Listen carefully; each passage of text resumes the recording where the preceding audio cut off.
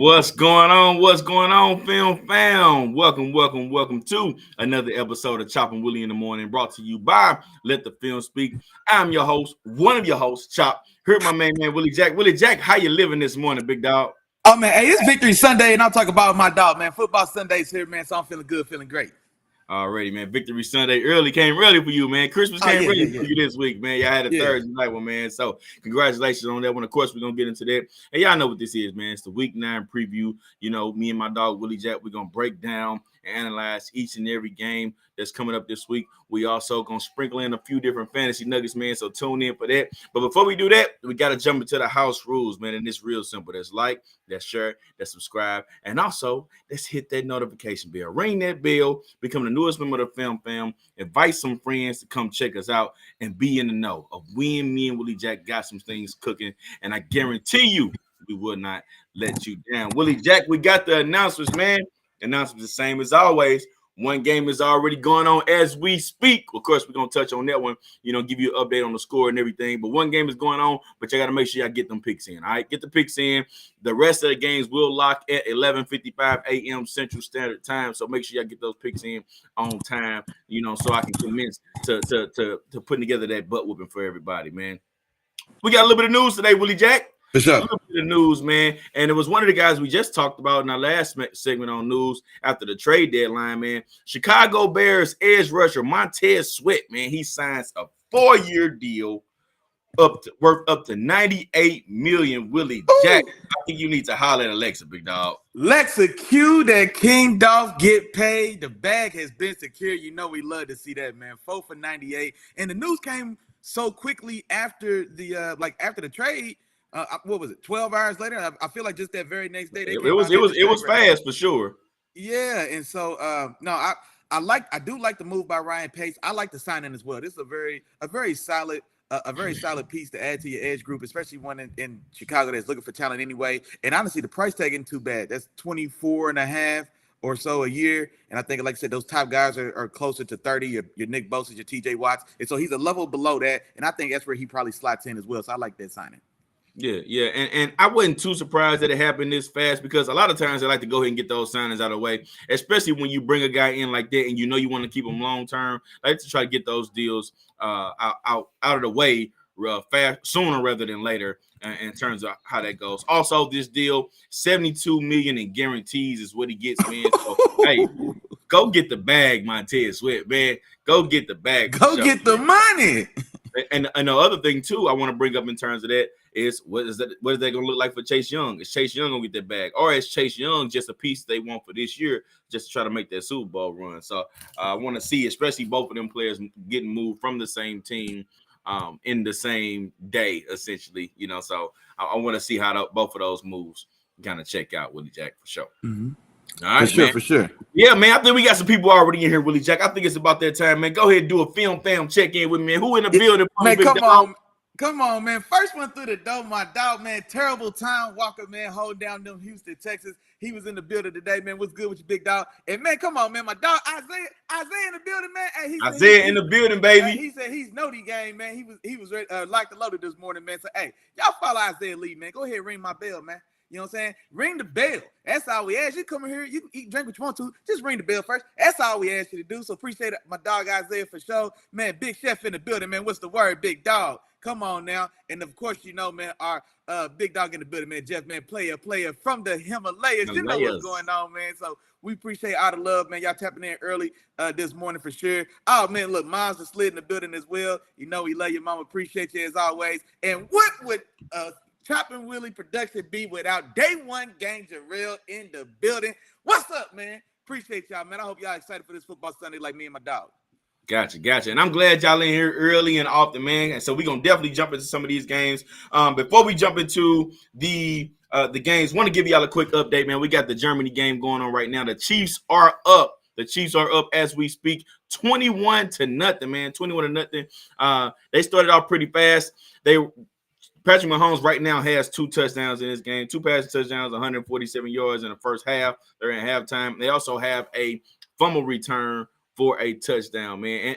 And Willie Jack, I don't know about you, man, but once I started to see and hear Tyreek Hill start to chirp a little bit, man, I started to feel I started to second guess my pick because Man. I remember all that noise about Burrowhead Stadium and all that type of stuff, and how the Chiefs reacted when everybody starts talking about that. And right now, Tyreek Hill, man, you might have wrote a check that your ass can't cash, big dog. It's looking like it, boy. The score looking a little rough there. For sure. And no, just like you said, man, I think since this whole breakup happened, it was he's been wanting to get his lick back from Kansas City, or he's been wanting to kind of show out against Kansas City since he left, like, 2 years now. And so I think even when they played last year as well, kind of same thing. So this game means a lot to him, I guess, on a personal level, but it feels like it doesn't go his way, man. Like I said, he got stripped for the fumble. They recover it, they pitch it, and then run it back for a touchdown. Brian Cook runs it in for a touchdown right there before half. And so now it's 21-0 at halftime, man. It's time to pass the sticks, big dog. Man, pass the sticks, man. Hey, that's what they usually doing.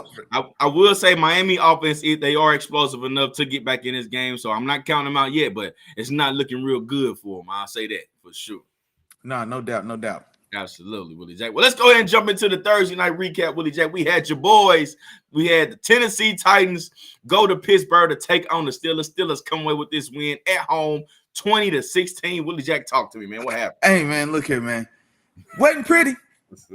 wasn't ideal. It didn't go to plan. But you know what, Chop? A win is a win is a win. And a win is a win is a win, big dog. Hey, I'm going to pull this comment real quick from my dog, man, because he quoted Mike Singletary. And just like Mike Singletary said, man, after he said that we can't do it, he also said, I want winners. All right? I want winners. And that's what we got in Pittsburgh, man. Don't matter how we get it. Good, bad, ugly, blind, crippling, crazy. Go win the game, man. And we find a way to do that. I'm even in the loss, and I know it turned ugly for him at the end, though. But, man, I'm not going to lie, man. Will Levis is impressive. He really is. He stood in the pocket. We had good pressure on him all night. I think we ended up getting home 3 times for sacks. Alex Highsmith had 2. But even when we weren't getting home, there was a lot of pressure, and he stood there and dealt, man. He stood there and made some very impressive passes, some very impressive throws. But the thing about it is, I guess a lot of those drives ended up stalling. We traded a lot of field goals, and then in the waning moments when we had to have a drive, and that's what's been saving me all season.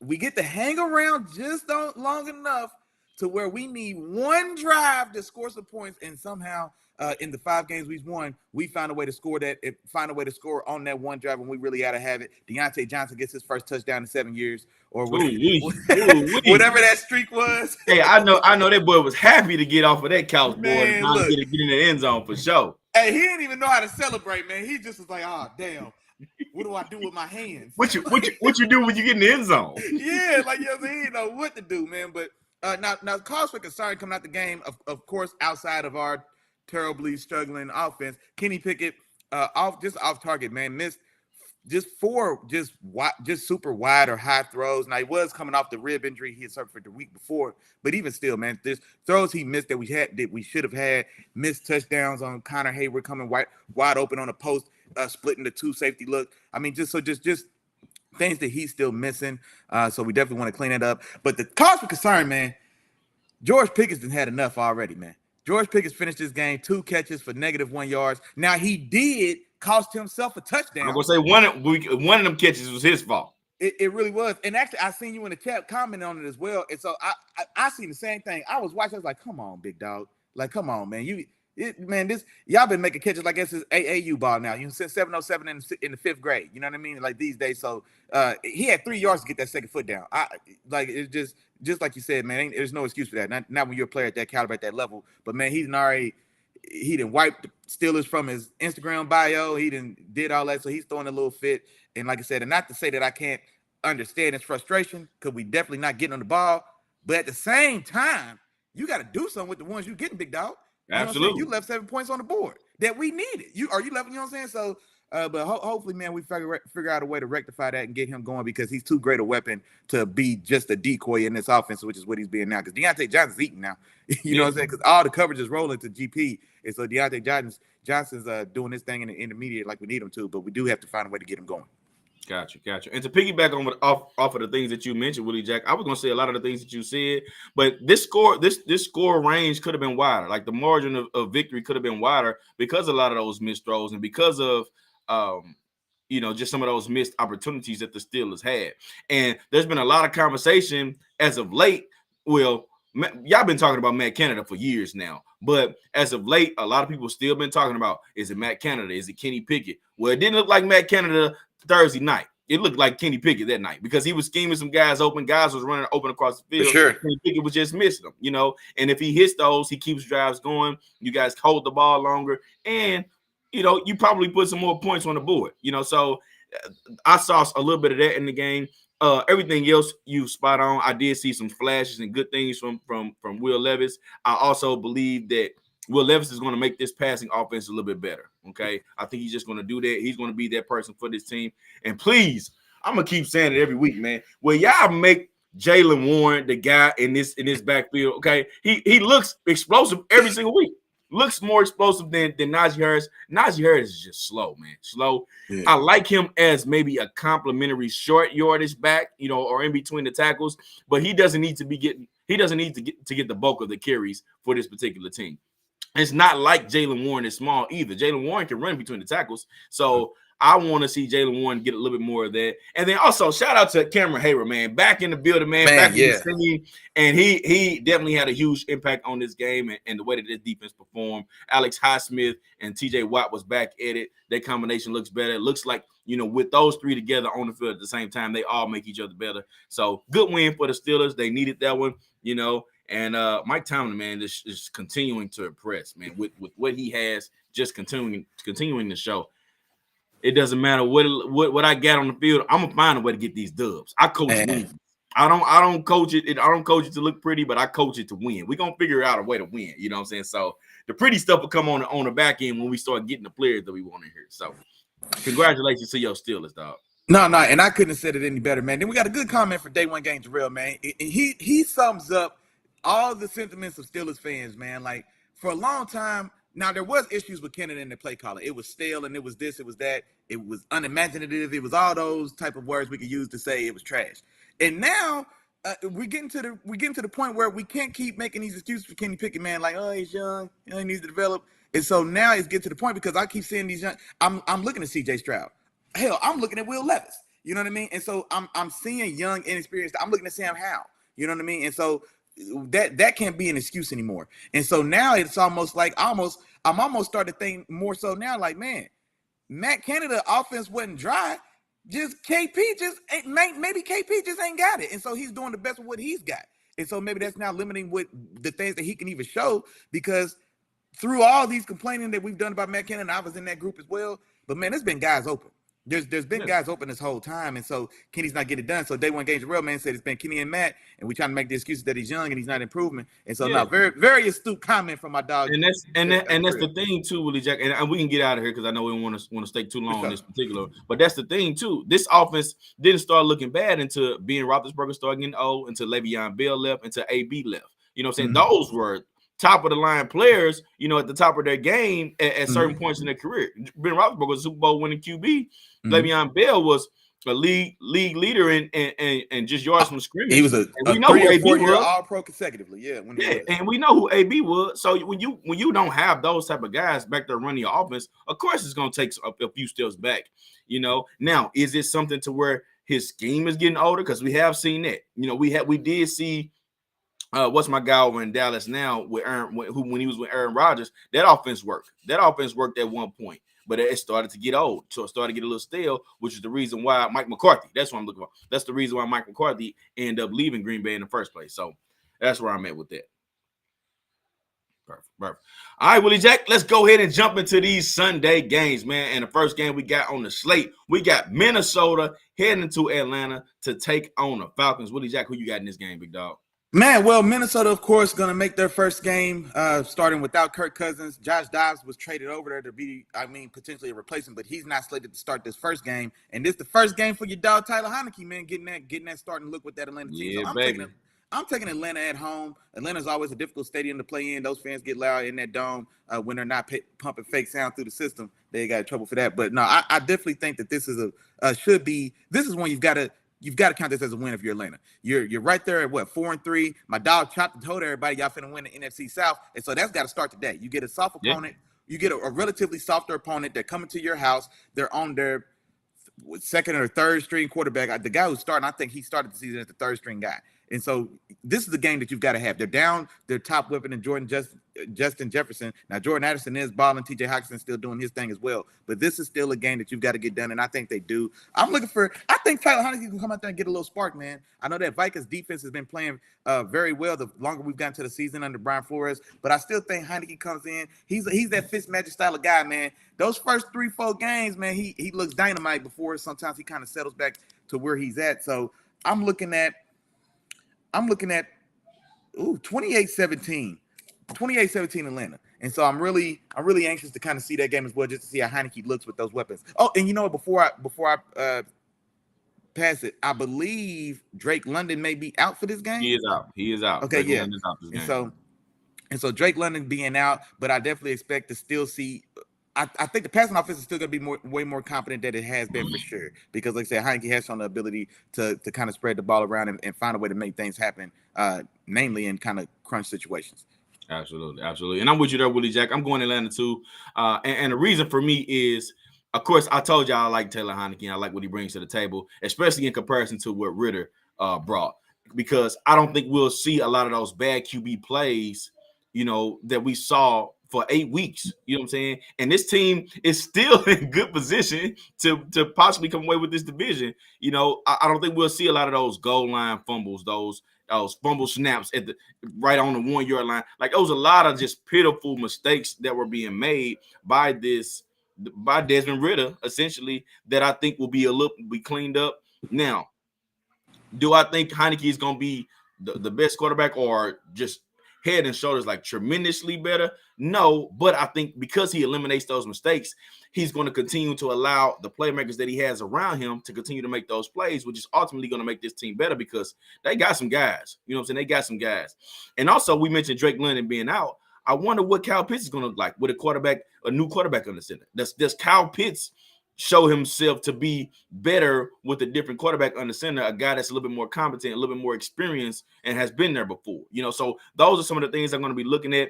I do want to give a shout out to Flores, Brian Flores' defense. I think he's going to cook up some things that's going to make it a little bit difficult for Heinicke, but I think Heinicke's going to be able to handle it, and that's the good thing about it. He has that experience to be able to see all the different blitzes they probably going to throw his way, into this game. In order for Minnesota to have a chance, they got to have people to show up. And Madison has to show up. He hasn't shown up at all throughout this season.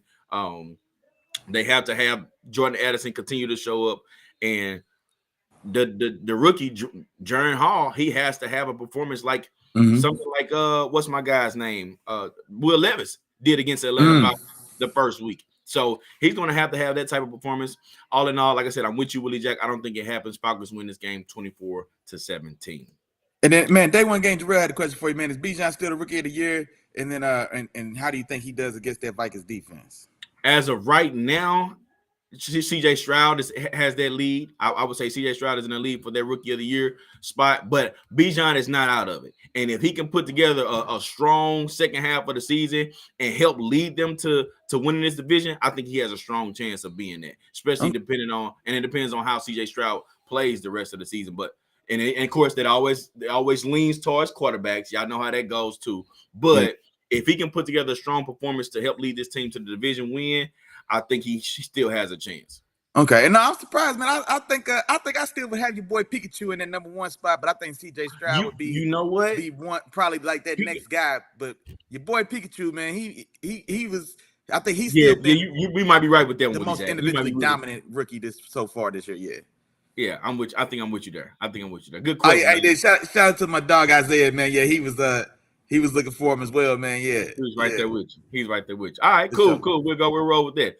On to the next game, Willie Jack. We got Arizona going to Cleveland to take on the Browns, man. And with this game, of course, both teams coming off losses. I talked to y'all about the Cardinals. I'm not gonna keep saying the same thing about who I think of them as a team.